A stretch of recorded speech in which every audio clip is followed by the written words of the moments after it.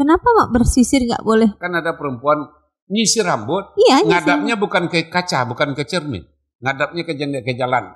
Oh, itu nggak pantas juga. Nggak boleh perempuan loh. Kondisi yang sekarang itu anak-anak milenial, anak remaja itu harus bagaimana? Dijaga betul perempuan sebetulnya di budaya Minang ini. Nggak semua orang ingat dengan pintu kamarnya.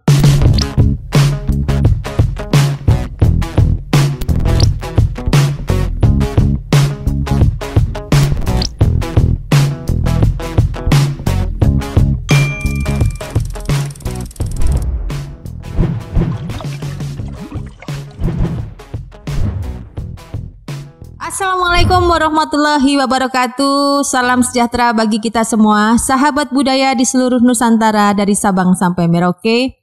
Bersama kami kembali Kabalai, podcastnya BPNB Sumatera Barat. Pada kesempatan kesekian kalinya kita akan ngobrolin sesuatu sebetulnya yang ringan tapi penting menurut kami, terkait dengan pergaulan anak muda, khususnya pergaulan anak milenial sekarang ini. Karena banyak kejadian-kejadian yang di luar sebetulnya dari tradisi kita yang banyak terjadi di kalangan anak muda. Jadi sudah bersama kami sekarang budayawan Minangkabau, Mak Kati. Assalamualaikum Mak Kati. Waalaikumsalam. Ketemu lagi kita. Ya. Mudah-mudahan Mak Kati selalu sehat. Insya Allah amin. Semoga dari sisa-sisa usia yang mungkin bonus dari Tuhan ini ada manfaatnya bagi masyarakat. Banyak lah. Sepatah dua kata dari kita yang dalam adat dan budaya itu semoga menjadi penerang bagi generasi muda, apalagi kalau kita bicara dengan generasi milenial itu. Semoga walaupun tidak sekarang, karena podcast ini direkam dengan audio visual, mungkin pada masanya setelah dia 10 tahun, 15 tahun dari hari ini, mungkin dia mendengar lagi. Masih relevan. Masih relevan untuk kita bicarakan dan untuk dia ambil intisarinya di dalam pembicaraan kita dengan programnya Kabalai dari BPNB Sumatera Barat ini. Iya, Mak Kati. Makasih. Jadi gini Mak Kati, kita banyak melihat keprihatinan anak muda sekarang, pergaulannya anak muda sekarang ini gitu. Iya.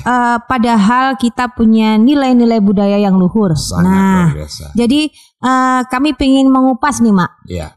Terkait dengan pergaulan remaja saat ini. Iya. Nah, dihubungkan dengan tradisi atau budaya atau nilai budaya yang masyarakat Minangkabau punya. Iya. Nah, tolong Mak ceritain seharusnya dan Mama lihat kondisi yang sekarang itu anak-anak milenial, anak remaja itu harus bagaimana? Oke, mungkin pembicaraan kita batas ya. Iya. Kita batasnya begini. Di dalam alam Minangkabau yang lebih intensif, yang lebih nyata itu pengawasan atau waskat kata pemerintahan, pengawasan dari semua lingkungan itu setelah yang lebih ketat ya. Itu setelah dia si remaji ini bertunangan. Itu pengawasannya lebih ketat.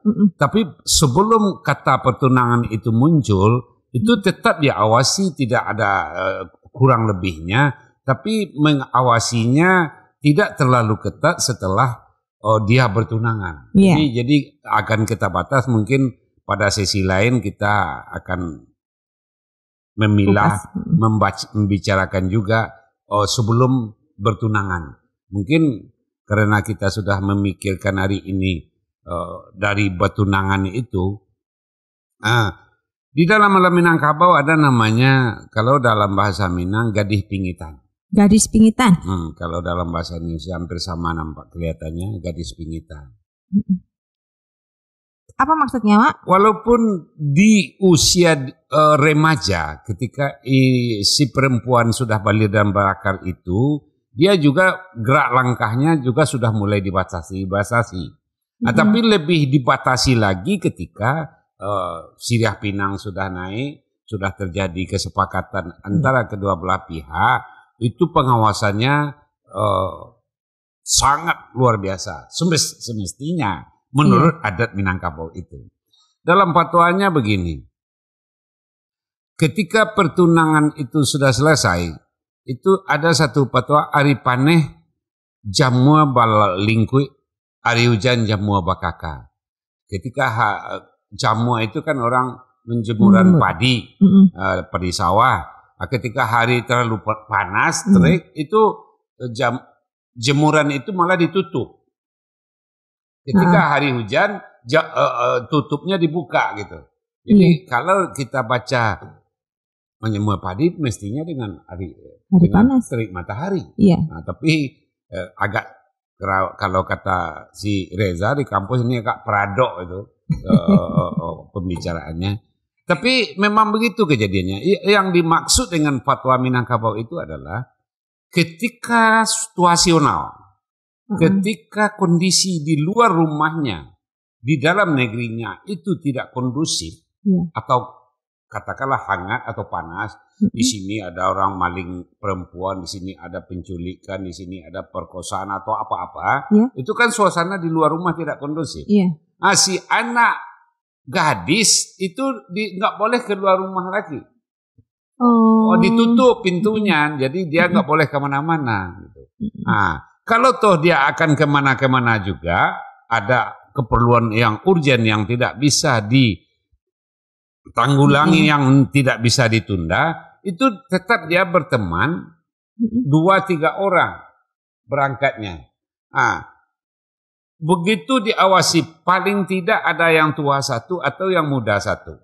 Yang muda itu temannya adalah orang-orang atau anak gadis juga yang berumur 7-8 tahun atau 4 tahun yang sudah bisa nggak digendong lagi. Nah, kenapa demikian ketat pergaulannya diawasi? Walaupun anak kecil, tapi yang umur 4-7 tahun ini dia beo loh. Anak-anak istilah orang di kampung saya sering menyebutnya beo. Apa yang dia lihat dia akan ucapkan di luar. Dia nggak bisa bohong. Dia nggak bisa bohong. Jadi sampai di rumah, seandainya perempuan yang prakawin itu sudah pulang dari perjalanannya, ketemu dengan neneknya atau kakaknya yang lain atau ibunya, secara terpisah si ibu atau si kakak atau si nenek kan nanya, tadi kamu kemana sama kakakmu, sama tantemu? Wah, ini nih, ante tadi ketemu sama Om John di sana. Dia cipika-cipiki. Akhirnya terbongkar semua rahasia ini. Nah, inilah yang bagaimana Minangkabau masa lalu itu tetap mengawasi gerak langkah walaupun tidak orang dewasa yang mengawasi. Nah, tapi dengan catatan, nggak baik nak kamu jalan sendiri, bawa tuh anak kakakmu. Hanya begitu aja, tapi secara tersirat si ibu sebetulnya menyuruh pengawalan. Jadi aturan-aturan tradisi zaman dulu itu kan sering disamarkan, padahal tujuannya itu kan baik. Kembali lagi Mak, tentang gadis pingitan. Nah kan kayak gitu. Gadis pingitan itu dalam pengertian anak muda sekarang itu kan dia sebelum menikah dipingit, nggak boleh keluar rumah. Nah kan kayak gitu. Sebetulnya apa sih tujuannya kok dia nggak boleh keluar rumah gitu loh. Padahal kondisi sekarang mengharuskan mereka yang pesan undangan sendiri dan segala macamnya. Nah mungkin ada aturan-aturan yang bisa digunakan dalam kondisi sekarang. Nggak boleh keluar rumah itu gadis pingitan, perempuan pingitan itu bagaimana ya? Dia boleh keluar rumah seperti yang kita coba mengurai tadi, tapi gerak langkahnya dijaga. Kenapa? Karena kalau dia berjalan sendiri, pergi ke pasar sendiri, pergi nyetak undangan sendiri, kalau saat ini nggak ada temannya, itu orang sedikit berlawanan dengan ibunya, sedikit berlawanan dengan bapaknya, itu akan mendatangkan gunjingan. Kalau orang tahu di lingkungan itu, anak si Polan kemarin baru putus perundingannya, dia sudah sah tunangan, kok masih dibiarkan jalan sendiri? Oh, si Polan anak si Polan ya. Papanya siapa itu? Datuknya siapa? Jadi terbawa kedua belah keluarga ketika si anak bergerak semaunya itu. Makanya kita tidak hanya merawat diri kita. Si anak tidak hanya merawat dirinya, tapi merawat keluarganya juga. Iya. Jadi tidak hanya dirinya, bahwa orang akan mencerca. Si anak itu memang kalau punya anak nggak pinter atau begini, atau dia sebagai bapak ayam saja lewat anaknya di luar, dia nggak ada tegur sapanya, dia biarkan aja gitu. Iya, jadi sebetulnya untuk menghindari fitnah, kalau misalnya orang sudah diikat, itu ya jangan kelayapan lagi atau keluyuran lagi. Jangan sampai orang-orang lain bisa menggibah terkait gadis itu. Apa namanya? Istilahnya itu ada enggak bid'ah ya? Iya bid'ah. Membuat orang akan bicara yang tidak-tidak terhadap dirinya, padahal kejadian sesungguhnya belum tentu. Iya. Jadi itu terus ada nggak pantangan? Jadi kalau setelah dia tunangan, nah itu nggak boleh ke sumur sendiri atau ada hal-hal yang memang harus dijaga, dia nggak boleh duduk di sini gitu kan. Jadi kadang-kadang kan banyak sekali pantangan-pantangan yang kadang-kadang untuk anak milenial sekarang ini dianggapnya nggak relevan lagi. Padahal sebetulnya kalau kita kaji, nenek moyang kita itu ngasih pesan itu pasti ada alasannya. Ada nggak, Mak? Mungkin kalau Mama teruskan, ada beberapa hal ini yang sedikit mungkin agak tabu membacanya ya. Iya. Kenapa begitu? Tapi demi pengupasan yang tersurat, yang tersuruh dari yang tersembunyi, supaya dapat yang tersembunyi itu, beberapa Amak coba memberi bahasanya yang agak halus lah. Dari banyak perempuan, dan entah tahun 62, entah 63, Mamak lupa. Ya, ada saudara kita di kampung. Itu kalau dia pergi mandi, itu pakai daun cubada, daun nangka, ditambah daun pandan, dia bawa ada remasan itu. Pada awalnya Mama nggak ngerti apa. Seluruh perempuan, kata nenek, mestinya anak gadis itu paling tidak, kalau bisa 1 kali seminggu atau 2 kali seminggu makan buah nangka yang matang. Itu bagus sekali. Seperempuan hindari memakan pisang, buai. Pisang biasa. Anak gadis itu kalau di zaman nenek-nenek nggak boleh makan pisang. Pisangnya apa? Kalau hari ini namanya yang paling enak itu untuk perempuan hanya 2 pisangnya. Pisang Rajo Sarai atau pisang jantan. Nah, kalau pisang biasa itu, kalau untuk orang sudah punya suami nggak apa-apa lah. Tapi kalau untuk anak gadis jangan gitu. Anak gadis pranikah itu, malah sebelum pranikah sampai bertunangan, itu tidak boleh makan telur asin. Makan telur asin? Ya, kan ada telur asin, orang jual telur asin, nggak boleh. Nah, beri maaf ya para pendengar dimanapun berada, jika anak gadis sering makan telur asin, ketika dia haid, ketika dia datang bulan, kalau ada sedikit sakit di dirinya, itu jarak 2 meter akan baut. Jarak 3 meter akan bau. Jadi perempuan itu tidak boleh makan telur asin. Kalau kau pengen makan telur juga, ya makan telur rebus atau telur goreng atau apa. Jangan yang ada asinnya. Dan itu, kenapa begitu? Mama tahu persis dari tahun 57 keluarga Mama itu dagangannya di jalan raya.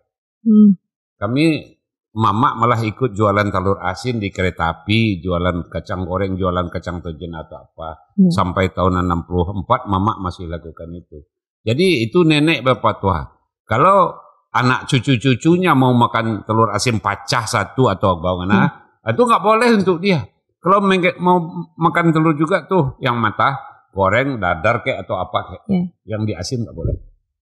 Kenapa nih? Bau itu perempuan jarak 2-3 meter bisa bau dari kita kalau dia lagi haid. Apalagi kalau sedikit ada penyakit. Begitu orang tua merawat. Kemudian pakai daun cempedak. Daun nangka. Itu membuat kalau dia pergi mandi itu membuat aroma orang perempuan pulang mandi itu bau bareh randang kalau dalam bahasa kampung mama. Iya. Tanpa parfum dia membawa aroma yang sedap. Jadi memang berlebihan ya rasanya kalau dikatakan ke anak milenial hari ini. segala sesuatu dibatas gitu. Iya. Ya. Tapi pasti ada alasannya. Ada alasannya juga. Kemudian kalau di nenek malah sampai tahun 70-an kan ada lobak kol yang ketika itu namanya lobak Medan. Yang bulat-bulat itu. Iya, itu si nenek tidak akan boleh dimakan anaknya. Anak gadis? Iya, diulap-ulap begitu nggak boleh. Mentah? Iya. Makan mentah nggak boleh? Nggak boleh, walaupun enak. Itu membuat aroma dari anak gadis itu akan busuk, bau sekali. Lihat aja kita ke pasar sayur, kulit lobak itu baunya luar biasa. Itu kita sama tahulah ada anak-anak perempuan ini dan kita juga laki-laki kan. Kalau kadang-kadang kita bau dan segala macam, itu luar biasa baunya. Jadi nggak boleh. Kalau mau makan lobak kol Medan juga ketika itu harus yang digulai, yang dikari pakai santan, baru boleh makan. Nah ini milenial muda, sahabat budaya seluruh Nusantara, bahwa banyak sekali pantangan sebetulnya itu untuk membuat diri kita menjadi lebih bagus lagi. Kita lebih pede kan kalau aroma tubuh, kondisi tubuh segala macam itu kan kita lebih pede. Si perempuan akan percaya diri bergerak segala macam kemana-mana gitu. Ada lagi Mak pantangannya? Enggak, selalu pakai apa? Bedak beras. Itu pakai daun mint. Daun mint? Iya. Ada daun mint halus-halus daunnya sebesar kuku inilah kira-kira atau sebesar kuku ibu jari. Itu dicampur dengan bedak beras biasa itu atau bedak beras kita bikin sendiri pakai daun mint. Itu membuat kulit ini sedangkan kena bedak beras saja sudah halus. Itu lebih luar biasa lagi kalau pakai daun mint dan akan menghilangkan dimanapun tempat gatal. Kudis-kudis, panu-panu. Itu selesai. Jadi terlalu banyak. Akhirnya kadang-kadang ibu di rumah, nenek-nenek itu kan walaupun selembar, kalau dia merebus air dengan belanga yang masa lalu itu, kan selalu dia taruh daun pandan gitu. Atau kalau bikin gulai dari telur, itu dari ikan atau apa, tapi yang banyak itu telur kan, atau limpo, itu pakai daun tapak leman namanya. Mangkoan namanya. Di umum sering dibilangnya daun mangkoan atau daun tapak leman. Itu diulap juga nggak apa-apa. Itu aromanya kan luar biasa. Harum. Iya. Jadi pada prinsipnya sahabat budaya Nusantara bahwa pantangan-pantangan itu sebetulnya tujuannya untuk menyiapkan kita menuju gerbang pernikahan sehingga tadi nanti pada waktu hari H anak gadis itu sudah percaya diri, tidak bau, terus kemudian aromanya selalu segar, dan itu biasanya memang itu Mak. Kalau sekarang pada pakai lulur, anak-anak muda sekarang pakai lulur, padahal rutinitas harian makan daun mangkokan mungkin, terus kemudian bersih-bersih menghindari makanan telur asin. Nah itu bisa menjaga itu gitu. Malah cuci baju kan kalau dulu walaupun selembar 2 lembar diambil, orang kan pakai daun nilam. Daun nilam wangi, bahan parfum. Iya, itu kan orang nyucinya itu kan di peras daun nilam ini. Jadi Jadi orang dulu mana ada bahasa kami di sini. Parfum mana ada. Sekarang ya Cici Baju sudah pakai pewangi, padahal daun nilam bisa digunakan untuk itu gitu. Jadi pada prinsipnya sama, hanya saja sekarang sudah banyak sebetulnya Mak. Kita sudah disuruh kembali ke alam karena penggunaan bahan kimia, parfum dan segala macamnya kan sudah mulai membahayakan tubuh kita. Mudah-mudahan dengan ilmu dari Mama bisa menggugah kita untuk kembali ke alam dengan cara yang lebih simpel. Mak, dari tadi kan kita ngomongin perempuan ya. Terus ada nggak sebetulnya yang harus pantangan untuk laki-laki? Bukan tidak ada ya, tapi mungkin Mama lebih cenderung menyelesaikan persoalan perempuan ini. Ada di dalam namanya setelah dia perkawinan itu atau sebelum berkawin itu kan ada namanya di dalam adat Minangkabau sumbang dua baleh. Iya. Mama, itu banyak. Mama lebih cenderung berangkat ke sana dari sumbang dua baleh itu. Bagi seluruh perempuan sebetulnya, tapi lebih-lebih lagi kalau dia sudah ada perundingan selesai timbang tando atau sudah tunangan sampai dia dewasa, sampai dia berkawin, itu banyak hal-hal yang tidak boleh dilakukan seenaknya. Umpamanya di dalam fatwa sumbang dua baleh itu ada namanya sumbang calia. Sumbang calia. Ya. Sumbang melihat. Sumbang calia atau contohnya gimana tuh? Ketika kita berdiri dengan suami, duduk di teras dengan suami, berdiri di halaman dengan suami, atau tidak dengan suami, dengan salah seorang orang kenalan suami kita, baik laki-laki baik perempuan. Si wanita yang sudah punya suami ini melihat orang laki-laki lewat di seberang jalan, matanya ke sana aja terus. Itu namanya bahagian dari sumbang calia. Nggak boleh. Nggak boleh. Ini orang akan memperhatikan. Suaminya sudah ada. Walaupun ini orang di sebelahnya dia sama perempuan. Tapi dia melihat laki-laki yang lain itu enggak. Kalau di istilah di bahasa kita kan batangkai matonyo mencelik orang. Batangkai. Panjang ikutin gini. Iya, ini ikutin. Nah, itu bahagian dari sumbang calia gitu. Itu lewat laki-laki agak kekar. Badannya kayak kalau sekarang kayak binaraga lah begitu. Itu kalau orang walaupun dia agak menekul ke bawah, tapi penglihatannya ke selengkang laki-laki. Orang yang lewat dia sedang duduk di atas, tapi itu aja yang dia lihat gitu. Itu nggak boleh. Jadi bukan cuma lihat dia lewat aja, tapi bagian-bagian tertentu juga nggak boleh. Nggak boleh itu. Jadi hati-hati nih, yang masih muda, yang perempuan-perempuan. Itu baru satu sumbang calia. Belum lagi ada sumbang galak namanya, sumbang ketawa. Tunggu Mak, yang sumbang calia itu tadi laki-laki juga nggak boleh? Nggak boleh, sama.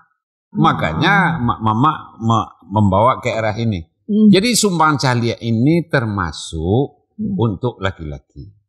Laki-laki juga demikian.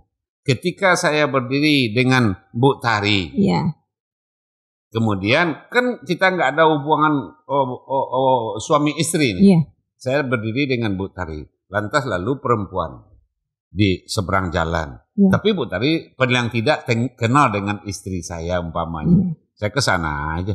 Waduh, itu nggak boleh di Minangkabau. Pada satu ketika tanpa sengaja sedang hati berwah-wah dengan istri saya. Kemarin udah mau lihat perempuan yang sebelah sana, dia ke situ aja penglihatannya. Batangkai. Nah jadi nggak boleh juga aja. Jadi simbang itu tidak hanya untuk perempuan, tapi hampir sama banyaknya juga untuk laki-laki.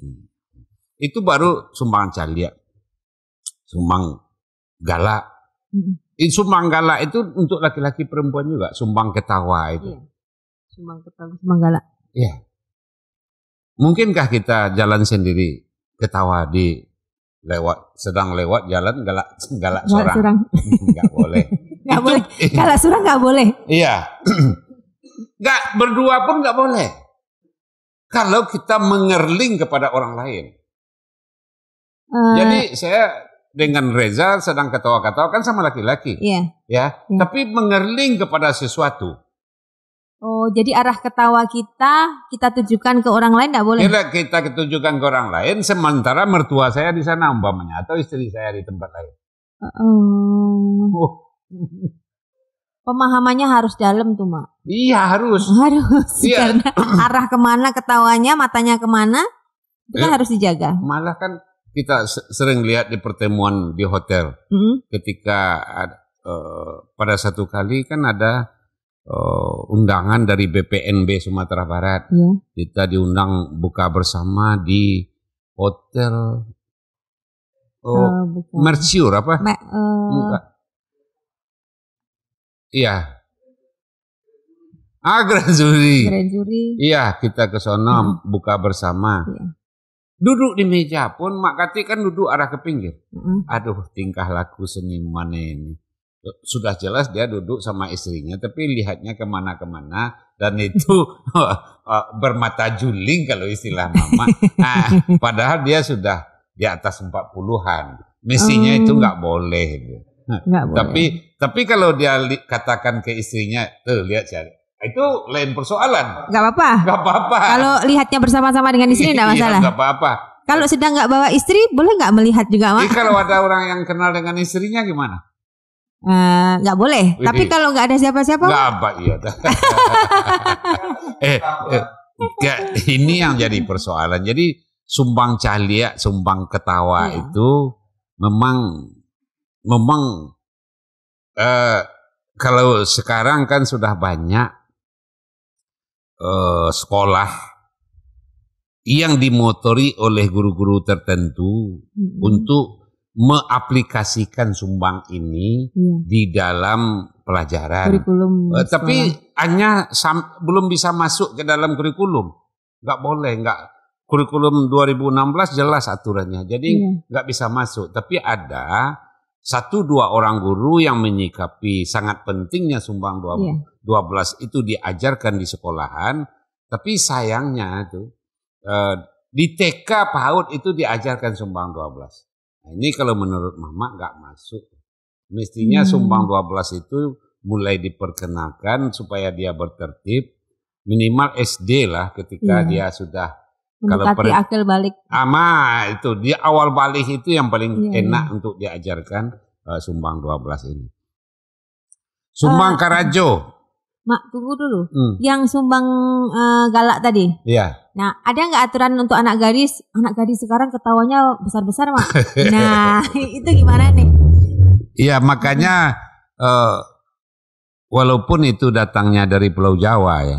Di tahun 67 Mama sudah mengenal galak kacang Bogor. Galak kacang Bogor. Iya. Galak kacang Bogor itu kan dia merkas. Kacang Bogor. Dia tidak membuka mulutnya lebar-lebar kacang yang ada. Itu kan dia senyum saja. Iya. Nah, mestinya perempuan itu dimanapun berada. Kecuali dia berada pada satu tempat, dia ketawa cekik-cekikan dengan teman-temannya segala macam. Itu kan lain persoalan. Tapi kalau dia ketawa apalagi melihat kepada tempat yang lain atau orang lewat atau apa, itu sangat tabu lah, tidak pantas. Karena yang lebih hebat itu lalu pun orang temannya segala macam dia tegur sapa, ya, sebaiknya yang paling indah itu memang galak kacang Bogor tadi. Senyumnya sedikit saja. Nggak boleh ketawa hahaha, nggak boleh. Untuk apalagi untuk anak gadis ya, Mak ya. Untuk anak gadis. Biar ketahuan kepribadiannya, nanti takutnya semakin lebar ketawanya, semakin lebar bohongnya. Terus selanjutnya, Mak, sumbang apa lagi? Iya, baru 2 ya. Baru 2. Sumbang galak. Sumbang sumbang Karajo. Sumbang Karajo. Sumbang Karajo itu umpamanya bahasa kasar lah yang kita bandingkan hari ini. Fitrahnya perempuan itu mestinya betul-betul kembali kepada perempuan. Satu. Yang kedua, kenapa harus kembali ke fitrah perempuan? Karena perempuan itu secara kafah, fisikal, perempuan itu didirikan, diciptakan oleh Tuhan dari tulang rusuknya Nabi Adam. Apa yang dimaksud kata tersirat oleh Allah Ta'ala bahwa perempuan itu harus berada di bawah lenggang suaminya, di bawah lenggang laki-laki, di bawah ketiak, di bawah ketiknya terus, lantaran tulang rusuk sebelah kiri. Jadi makanya Minangkabau ketika ada kata-kata orang minta gender atau apa ke Minangkabau tidak terlalu jalan. Minang sudah lama memahami ini. Emansipasi wanita itu. Iya, kita sudah memberikan haknya. Nggak mungkin perempuan manjat kelapa. Iya. Nggak mungkin perempuan mengambil buah mangga kalau manjat-manjat gitu. Itu sumbang karajo, sumbang kerja. Jadi atau macul di sawah. Kecuali dia kalau toh ikut ke sawah juga sama suaminya dia pakai sabit atau apa namanya untuk bersih-bersih yang bantu-bantu yang sesuai dengan kodratnya dia. Nggak mungkin dia bawa pacul yang lebih besar juga sama dengan suaminya. Walaupun ada daerah yang seperti itu, tapi ini nggak boleh sebetulnya. Malah kalau sekarang kalau dulu nan hebat itu di Kampung Sereza. Ya, 5-6 kerbau macul merancah namanya. Nah, itu tenaga nggak ada. Kita kalau toh perempuan yang menghalau kerbau itu mau merancah itu nggak apa-apa. Cuma dia mutar-mutar kabau sekeliling sawah, akhirnya lulu itu lumat, baru nanti dibersihin suaminya atau apa-apa. Jadi si istri tidak akan pernah macul. Cuma karena suaminya ya biar saya saja tadi nanti merancah. Kata istri. Dan mama menemukan itu di daerah Kubang, di daerah Tabetan Perak, daerah Kubang Duo itu, orang merancah itu. Ada suami istri yang merancah. Kok Tuan kemana Kak? Ada perlu tadi janji.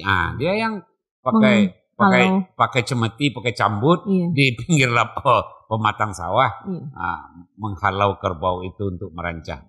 Tapi kalau macul kan nggak mungkin. Nah itu. Makanya ada hal-hal tentang pekerjaan itu carilah yang sesuai dengan kita. Carilah yang sesuai dengan kodrat kita. Iya. Dan jangan mengabaikan aturan-aturan yang lain. Kalau sekarang dalam 100 pertemuan yang mama coba berkomunikasi dengan perempuan kawin yang kedua-duanya punya tugas, punya pekerjaan. Sama-sama bekerja. Yang satu guru, yang satu kayak kantoran atau apa gitu. Ini kalau tidak disikapi secara baik, ini kan jadi bumerang. Solusi yang paling tepat itu di masa lalu, kalau ini yang terjadi, kan ambil mak satu. Kalau kita memisahkan diri pun. Atau tante, ete atau apa. Ete ikut kita atau apa. Nah, ini pun kadang-kadang jadi bumerang. Karena umpamanya yang jadi etek yang dibawa ini pihak suami. Nah, si istri sering-sering salah. Kenapa begitu? Kembali ke pembicaraan kita masa lalu. Beberapa yang lalu kan kita sudah bicarakan persoalan nama. Nama berkahwin itu. Jadi sangkut pautnya akan terjadi sampai ke sana ketika si perempuan dengan laki-laki namanya kurang cocok, pasti mencurigai apapun yang akan terjadi kalau membawa si ete. Bukankah tidak boleh perempuan bekerja? Boleh, nggak ada masalah. Banyak orang yang bekerja. Malah tidak pakai pembantu lagi segala macam, orang bisa juga bekerja. Nah, tapi mendudukkan persoalan di dalam sebuah komunikasi yang baik. Kalau menurut Mak Kati, analoginya itu antara mulut, gigi, dan bibir.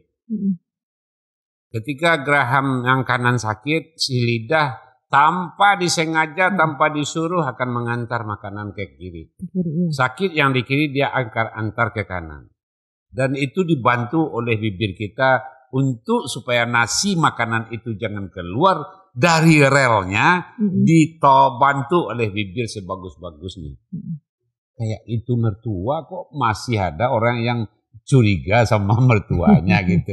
Jadi ini kan lidah dengan gigi ini ibaratnya kata dalam kajian tasawuf masa lalu, Mama belajar ini perkongsian antara suami istri.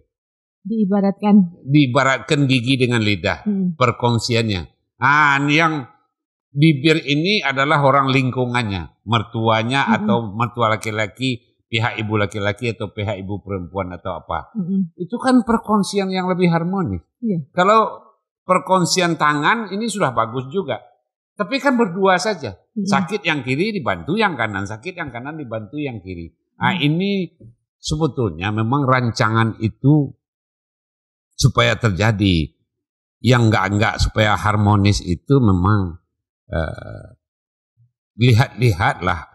Kalau menurut Mama, kalau mau pacaran pada kawula muda ini, jika perlu ada tempat-tempat bertanya, mana yang lebih cocok pangkal hurufnya untuk kita. Tidak ada satupun huruf pangkal nama itu yang jelek. Yang jelek, yang tidak sampai paham itu adalah mencari yang cocok untuk kita itu yang mana. Kan menikah itu memang tujuannya untuk cari cocok. Iya. Mak, saya pernah dengar kan, ada kalau kita ngomongin tadi Sumbang Karajo kan,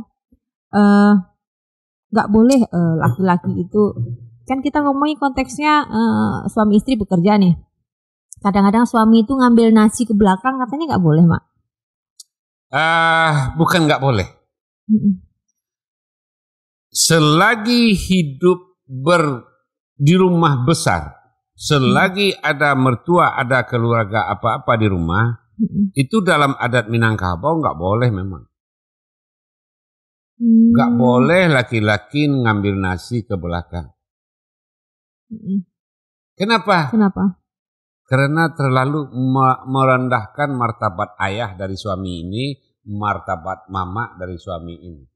Ponakan si anu hebat, udah nyanduk nasi ke periuk sekarang. Lah baannya bini tuh. Nah, nggak boleh.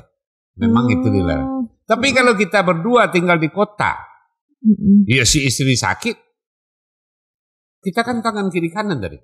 Iya, saling bantu tadi. Saling bantu. Nyuci pun nggak ada masalah, tapi tutup pintu.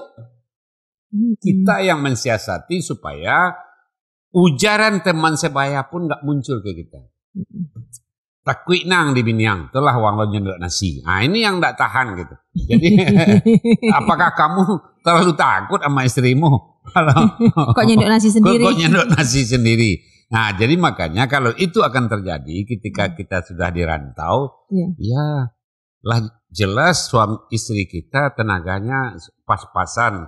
Kita sudah lihat, Mak Sarawak kita lepis pakai Sarawak gunung lagi. Kan kadang-kadang nyucinya berat. Kadang-kadang kan harus dibantu untuk ngangkat ke jemuran. Walaupun sudah pakai mesin gitu. Tapi kalau dilihat orang, pekerjaan itu memang kurang baik dalam konteks adat Minangkabau. Dan itu akan mendatangkan petaka ketika si laki-laki suka ke warung atau kemana keluar. Ke lapau. Lah sudah nyuci nih kok, baru bisa ke lapau. Jadi pekerjaannya sebetulnya tidak masalah, yang penting kita bisa menjaga. Mensiasati itu tadi. Selanjutnya Mak, selain Sumbang Karajo? Sumbang Karajo, Kurenah. Sumbang Kurenah itu sedikit beda dengan Sumbang Karajo. Kurenah itu apa, Mak? Gestur, apa namanya? Gerak badan ini. Bahasa tubuh. Bahasa tubuh. Jadi nggak mungkin lah ada laki-laki lewat tuh kita begini-begini aja terus, atau kita lewat di garuk-garuk. Ya Mbak, bukan. Ada orang duduk di warung di loneng jembatan itu kita walaupun bertiga orang, selalu perempuan diangkatnya blusnya sedikit nampak celana jinnya yang belakangnya begini-begini. Itu sumbang kurenah namanya. Kan sering perempuan lalu bertiga berdua kan sering begini. Iya betul. Nanti baru agak jauh orang baru ditariknya bajunya ke bawah. Itu kan itu namanya sumbang kurenah. Jadi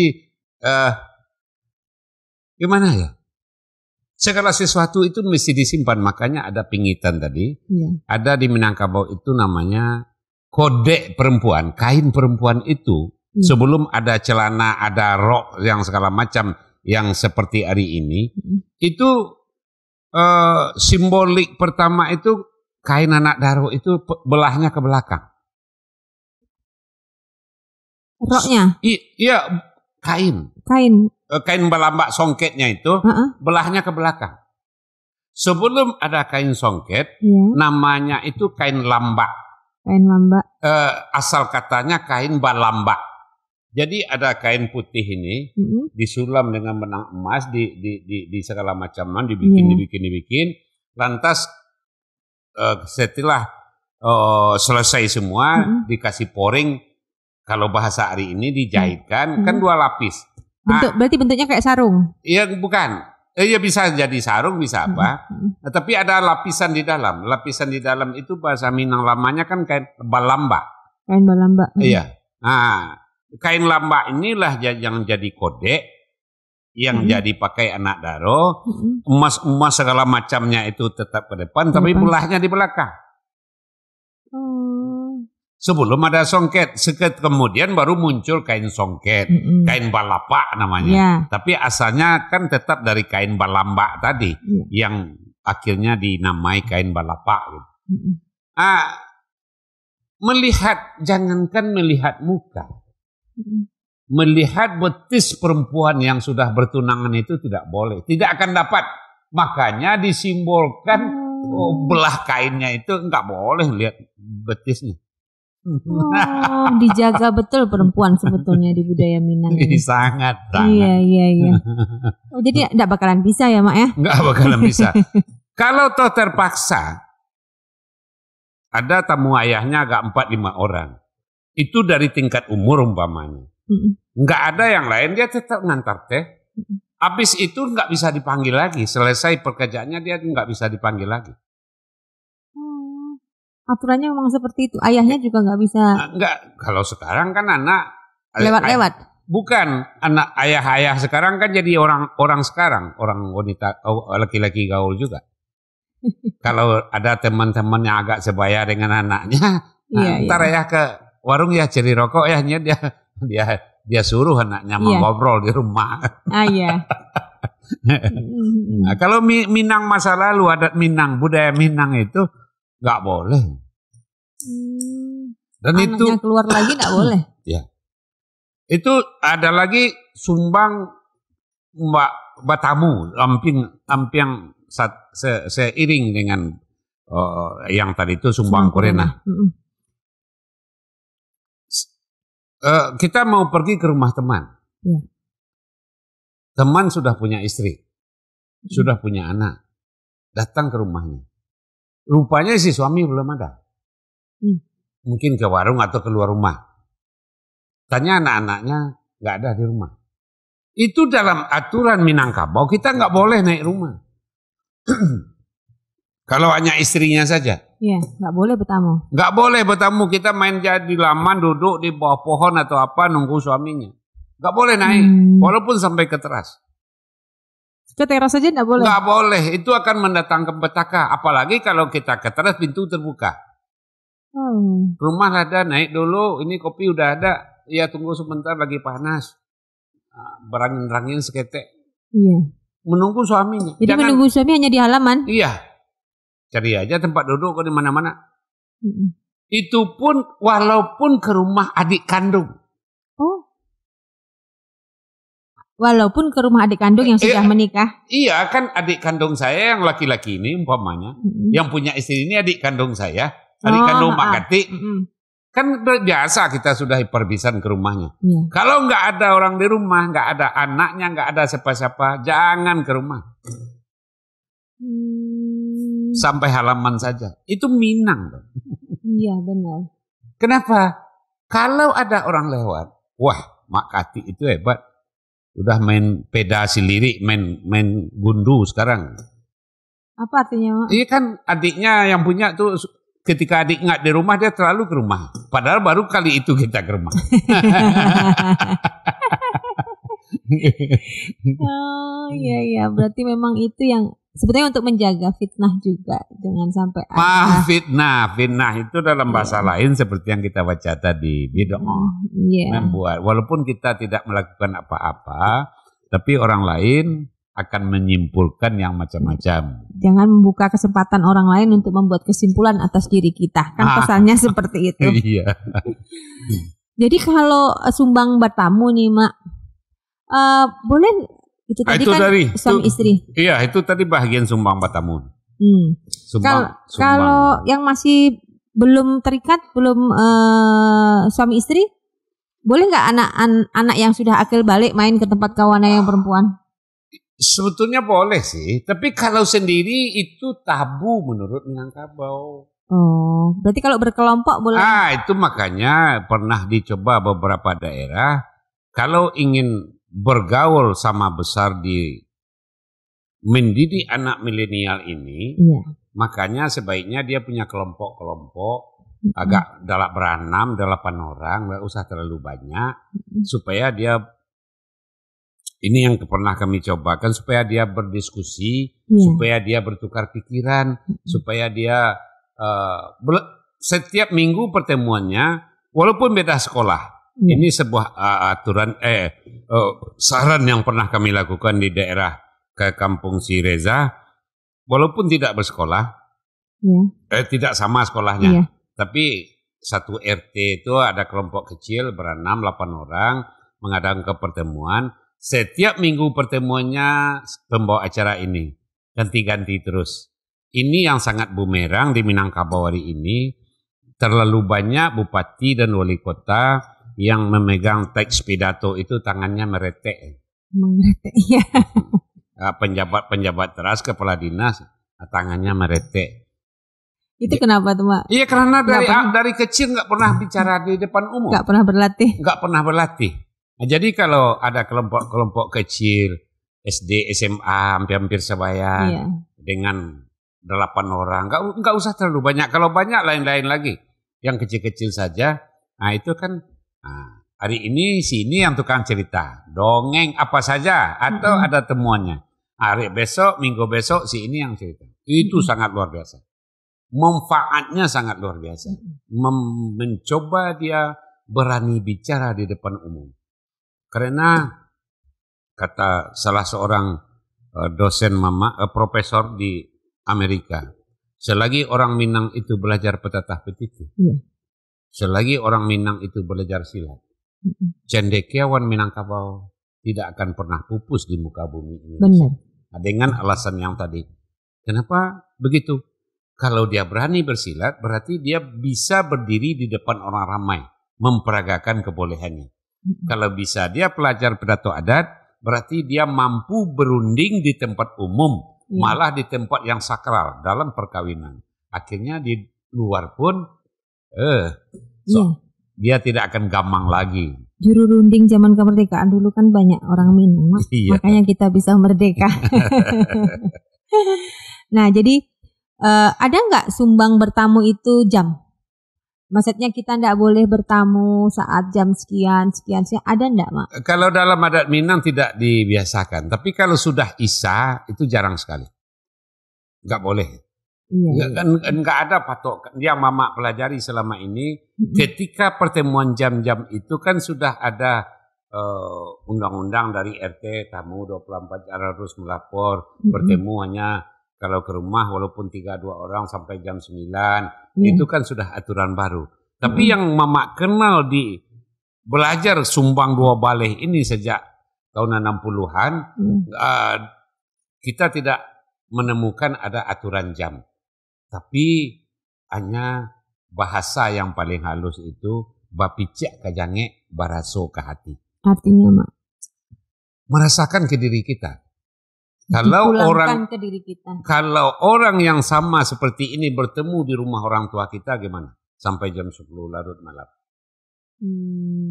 Kalau kita datang ke rumah orang, kita enak aja enjoy sampai jam 10. Seandainya terjadi di keluarga kita gimana? Jadi timbangannya memang dipulangkan ke diri kita. Ke diri kita. Tapi setelah ada aturan-aturan di kota, kamu sampai jam 9 atau apa, baru ada aturan-aturan. Jadi zaman dulu setelah Isya sudah banyak orang yang enggak, kecuali penting sekali. Kecuali penting, itu pun pasti ramai. 2-3 orang. Enggak ada yang sendiri-sendiri datang ke rumah orang, enggak boleh. Kalau malam itu enggak boleh, harus bawa anak bujang. Kalau kami laki-laki kan, enggak boleh sendiri. Kalau perempuan bertamu sendiri boleh enggak? Enggak, itu yang lebih gawat lagi. Baik siang malam enggak boleh juga? Iya, enggak boleh. Mestinya bawa orang. Itu namanya di Minangkabau sasi bainah. Saksi dan bainah, ada keterangan, ada bukti keterangan. Jadi apapun pertengkaran, seandainya terjadi pertengkaran, apapun perbicaraan, seandainya terjadi pembicaraan, itu ada pendengar utamanya. Harus ada saksi. Iya. Makanya nggak boleh bertamu sendiri-sendiri. Dulu kami kan di zaman mama aja kan nggak pakai notulen. Iya. Nggak pakai daftar absen. Benar. Makanya harus ada orang lain yang menjadi saksi. Iya, makanya ketika kita membawa teman kepada tempat taman pula, itu kan orang yang kita kenal kepribadiannya. Ada orang yang suka. Kalau kita urusan ke rumah orang kayak begini. Nah, kalau si Polan dibawa jangan, itu dia pembuka rahasia. Nah, ini. Jadi kita yang milih menentukan. Jadi kepentingan kita bertamu, kita harus bisa memilih mengajak siapa sepantasnya. Iya. Jangan sembarangan orang aja dibawa. Nanti pas sampai di warung, besok dia lantang si Anu datang mengatuan ingin kawin jo anak si Anu segala macam. Itu kan kebongkar rahasia. Benar. Oh, jadi begitu. Jadi sebetulnya Minangkabau itu mengatur bertamu dengan sumbangnya tadi itu rigid atau runut dan detil sebetulnya. Tapi banyak anak-anak sekarang yang nggak tahu itu, Mak. Iya. Jadi banyak anak muda datang sendiri aja melenggang ke tempat cewek, atau kadang-kadang bahkan juga banyak sekarang orang yang sudah berkeluarga juga bertamu sampai ke teras dan itu. Iya, makanya kalau rumah-rumah masa lalu sering ada bangku panjang di depan atau di rusuk rumahnya di teras itu. Jadi ada tamu itu di orang tua-tua masa lalu yang yang harusnya tidak sampai ke dalam rumah. Jadi makanya apalagi di Kota Padang ya, itu ada bangku yang dijual kalau sekarang 100.000, 150.000. Nah, itu bagus sekali untuk mengantisipasi. Kenapa antisipasi? Apabila kadang-kadang kita rumah kan nggak semua orang ingat dengan pintu kamarnya. Saudaranya sedang tiduran. Lantas tamu masuk untuk tamu adiknya. Dia sampai kita bawa ke rumah, kadang-kadang pintunya terbuka. Itu kan dia orang bisa melihat yang tidak pantas kita lihat. Yang tidak seharusnya dilihat. Yang tidak seharusnya dilihat. Kalau berkaitan dengan sumbang buat tamu tadi nih, kita kan menjamu tamu nih. Ada nggak sumbangnya menjamu tamu? Misalnya kayak gini kan, nggak boleh kita naruh gelas atau naruh minuman. Nggak boleh kita menyuguhkan kalau untuk si A itu air putih harus ini. Nah misalnya ada nggak aturan kalau sajian dari makanan, minuman, sajiannya itu nggak ada aturan. Tapi kalau yang ada itu diajarkan orang tua ke mama, kalau gelasnya gelas kaki 5, walaupun kita laki-laki, ada teman laki-laki, mama tidak punya saudara perempuan, naruh air ke depan, megangnya ini 1 senti di bawah bibir gelas. 1 senti di bawah bibir gelas? Iya. Gelas kaki 5 itu gelas apa, Mak? Iya. Kalau nggak pakai tangkai begini, nggak ada tadah kan? Oh iya. Nah, jadi gelas kaki 5, gelas belimbing. Kalau ini kan orang mau bibirnya di sini. Ya, anak-anak gadis itu yang sekarang pernah saya lihat, ada gini. Begini nggak boleh. Nggak boleh. Apalagi corona hari ini. Sebetulnya kita ini sudah hasil antisipasi, Mak. Jadi dari higienitas menyuguhkan sesuatu ke tamu itu sudah kita perhatiin bahwa kalau gelasnya nggak pakai tangkai, nggak ada tadahnya, kalau nggak ada tangkainya kan bisa begini. Iya. Nah, tapi kalau nggak pakai tangkai, megang itu lebih kurang 1 senti di bawah. Itu minimal.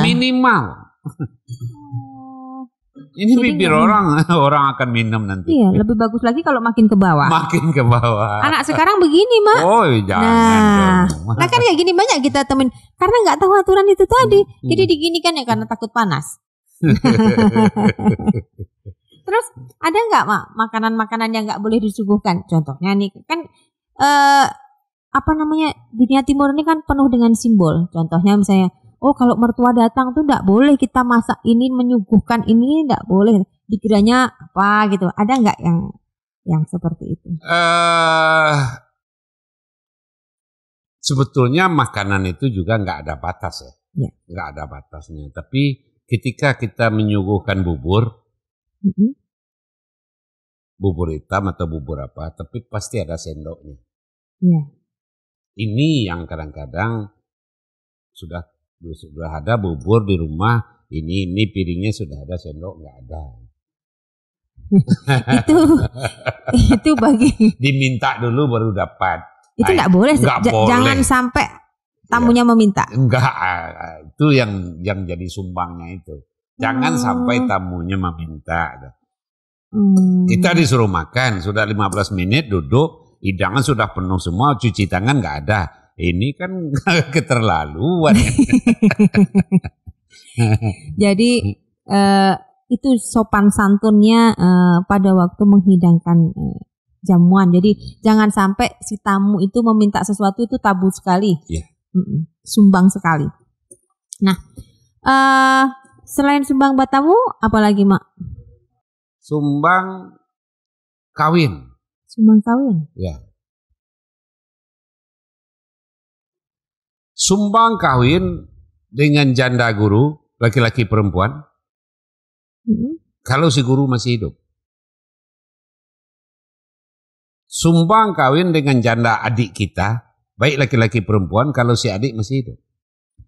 Oh, meskipun cerai? Iya. Umpamanya adik kandung mama punya istri. Iya. Dia cerai. Iya. Istrinya suka mama kawin pula ke sini. Tapi adik mama masih hidup. Oh, itu enggak boleh. Enggak boleh.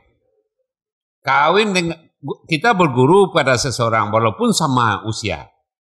Dia cerai dengan istrinya, masih kecil pula. Mama suka, mama kawin ke sana. Kalau guru masih hidup enggak boleh. Oh. Itu untuk laki-laki perempuan. Meskipun di Islam boleh ya, Mak? Boleh. Tapi sumbang itu kan berasal dari kata, kalau sumbang dari sastra Indonesia itu kan seperti fales. Yang lebih konkret di sastra Indonesia itu kan kayak nyanyi. Ketika suara keyboardnya di C, dia nyanyi di suara bass. Sumbang. Jadi nggak pantas. Bukan nggak boleh. Bukan nggak boleh. Jadi sumbang di dalam Minangkabau itu memang terlalu banyak ya. Umpamanya kita kan halal untuk makan ayam. Iya. Sangat halal. Digoreng, diapa-apain kan halal. Gimana kalau ayam umur 3 hari? Digulai, bisa nggak makan kita? Nggak tega. Nggak tega, itu dia. Nggak pantas, masa ayam 3 hari. Baru lahir, dikubak, dikupas, dibikinkan kaliu ayam, nggak enak. Iya. Pasti di bulut sudah balik-balik dia. Oh, jadi nggak boleh itu sumbang kawin. Selain istri, berarti istri adik jika adiknya hidup, atau istri abang jika abangnya hidup. Kalau kita punya perasaan, naluri yang halus itu, teman sejawat kita pun nggak mau untuk berkawin. Oh, sahabat kita. Iya, nggak boleh. Itu akan mendatangkan wah di luar rumah. Istri kita punya teman. Iya. Rumahnya dekat. Dia teman sebaya segala macam. kita cerai di sini pindah ke rumah ini. Tabu bagi adat itu untuk mengunjingkan orang di belakang. Sumbang namanya. Ini hati-hati nih. Banyak nih yang sekarang musimnya anak menelikung di belakang. Kalau itu mas, teman mama aja, adik istrinya yang dia kawin ini. Sekarang teman makan teman banyak, Mak. Teman makan teman. Iya, itu salahnya siapa tuh? Si Reza, Mak. Si Bolot atau siapa? Jeruk makan jeruk terus. Jadi memang itu untuk menjaga. Jadi menjaga perasaan itu sebetulnya penting gitu. Jadi tidak hanya kita mengikuti aturan, tetapi kepantasan dan menjaga perasaan lingkungan sekitar itu penting untuk kita. Kemudian Sumbang 12 ini Sumbang Duduk. Sumbang Duduk. Yang bagi perempuan dan bagi laki-laki. Sumbang Duduk bagi perempuan. Walaupun pakai celana panjang seperti hari ini, tapi dia membuka pahanya lebar-lebar. Nggak boleh. Nggak boleh. Apalagi kalau dihubungkan dengan sumbang duduk ketika makan. Banyak perempuan hari ini duduknya walau dia pakai celana, dia pakai jilbab, dia pakai baju ke bawah, tapi dia berselo. Bersila duduknya. Nggak boleh duduk perempuan itu harus bersimpuh. Oh, nah ini anak milenial nih. Karena nengok ternyata aturan duduk itu yang bersila hanya laki-laki. Iya. Perempuan hanya bersimpuh. Iya. Meskipun dalam kondisi apapun itu. Dalam kondisi apapun, kecuali dia duduk berdua dengan ibunya di rumah, nggak ada orang lain. Kalau dengan ibunya beradik kakak terserah lah, asal di pintunya ditutup ya. Nah, tapi kalau masih dilihat orang luar. Nggak bisa. Sumbang duduk. Itu baru satu sumbang duduknya makan. Sumbang duduk mencari tempat duduk. Jelas orang tuh pakaiannya kumal. Bajunya sudah, celananya sudah pontong-pontong. Duduk di pinggir jalan. Dia sedang melepas keringatnya di pinggir jalan, di tembok. Lantas kita datang, Reza tiba duduk pula di sana. Itu kan sumbang duduk. Kenapa, Mak? Kan orang gila. Tuh Reza baru kena. Temannya udah orang makan tong sampah. Iya. Oh, nggak bisa juga kita asal-asalan duduk. Itu dia. Dengan orang itu nggak bisa juga. Apalagi sumbang duduk. Makati punya istri. Di sini ada perempuan. Di sini kosong. Taruhlah nunggu di bank, nunggu antrian. Ini perempuan orang bangkunya panjang tanpa dibatas. Makati duduk. Tapi salah seorang orang yang ada tamu itu kenal Makati. Makati berngomong juga dengan orang di sebelah ini. Itu sumbang duduk namanya. Dua sumbang dapat sekali. Sumbang kurena. Sumbang kurena tadi yang bahasa tubuhnya. Iya. Kita kan ngobrol dengan dia begini-begini, teman Makati ada, atau saudara istri ada, atau orang yang tahu dengan istri ada. Gini. Laki kau kemarin di bank itu akrab bener, seperti orang suami istri duduknya berunding. Jaga duduk. Jadi tingkat kedekatan duduk dengan perempuan itu juga. Makanya orang mau ke bank itu orang tua-tua yang tahu diri itu, dia lihat tempat duduk, dia tidak mau bergandengan dengan orang perempuan. Nah, itu orang yang tahu diri. Kalau Makati datang ke Bank BRI, lihat dulu di mana. Ada yang kosong. Nah, kalaupun ada anak gadis yang mengantarkan duduknya ke sana, Makati lihat ini, berdiri pindah aja. Jadi itu sumbang duduk. Nah sekarang Mak, itu tadi kan laki-laki dengan perempuan terus di rumah. Itu kedua-duanya ya, sumbang duduk itu untuk laki-laki perempuan ya. Perempuan juga begitu, jangan duduk di sembarangan tempat dekat laki-laki saja. Sama, laki-laki sumbang duduk, di perempuan sama sumbang duduknya. Cuma sumbang duduk makan yang beda. Kalau laki-laki nggak mungkin makan duduknya bersimpuh. Ya tahun bencong jadinya akhirnya. Nah, sekarang gini, Mak. Pasti ada tempat-tempat yang sumbang duduk. Iya, tempatnya. Misalnya perempuan nggak boleh duduk di sini, di sini. Wah, itu lebih parah lagi.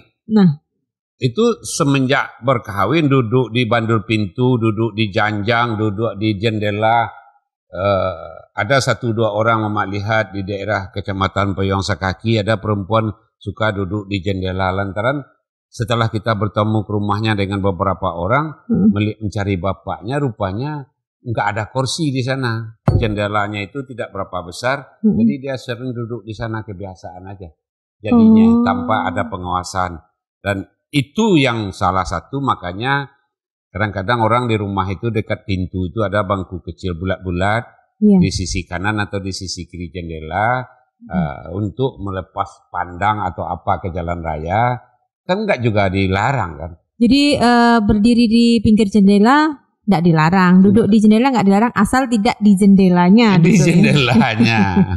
Anak-anak muda sekarang saya tengok banyak tuh, Mak, duduk di gawang jendela itu banyak. Nah, nggak boleh, apalagi kalau bersisir.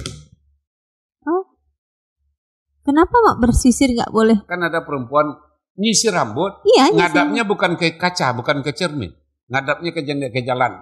Oh, itu nggak pantas juga? Nggak boleh perempuan loh. Oh, nah ini kadang-kadang kalau kita lihat di mana dalam kondisi yang sekarang ini, saya sering di tempat umum juga ada cewek yang sisiran. Nah, itu yang kondisi ini sebenarnya. Pangkal bumerang untuk kami yang kurang baik jiwanya. Maksudnya gimana, Mak? Hah? Kenapa kalau misalnya ada anak gadis atau pada satu ketika Mamak suka dengan dia umpamanya. Iya. Mamak kan pergi tengah malam dengan senter kecil ke bawah jendelanya cari rambutnya satu. Kan bisa dipelet. Untuk menghindari ini anak-anak gadis milenial sekarang jangan sembarangan menyisir rambut. Itu satu. Untuk orang yang suka judi ini bumerang bagi keuntungan bagi dia. Kenapa, Mak? Kalau orang sedang nyisir rambut, kita lewat mau pergi berjudi, jangan singgah ke warung lagi, langsung aja ke tempat judi. Menang pasti. Menang pasti. Oh, begitu. Jadi makanya orang tua melarang. Iya. Jangan bersisir ke jendela, Nak. Nah, iya, ternyata memang ada sesuatunya terkait dengan sumbang menyisir. Saya pikir karena kondisi sekarang, Mak, itu menyisir nggak dibatasi. Jadi kadang-kadang keluar dari lepas helm sisiran dia. Nah, itu yang harus anak muda sekarang atau sahabat budaya di seluruh Nusantara untuk kembali ke tradisi kita atau budaya kita agar kita terhindar dari hal-hal yang tidak kita inginkan. Pergaulan anak muda sekarang yang luar biasa tanpa batasnya, artinya bahwa dengan gadget dan segala macamnya, mari kita kembali untuk mempelajari tradisi kita agar kita juga bisa bergaul dengan sehat dengan teman-teman kita. Terima kasih sahabat budaya di seluruh Nusantara. Pada sesi kali ini kita cukup sampai di sini dan akan kita ketemu dengan topik pembicaraan yang lebih menarik lagi. Bersama kami, Kabalai podcastnya BPNB Sumatera Barat. Sampai jumpa. Assalamualaikum warahmatullahi wabarakatuh.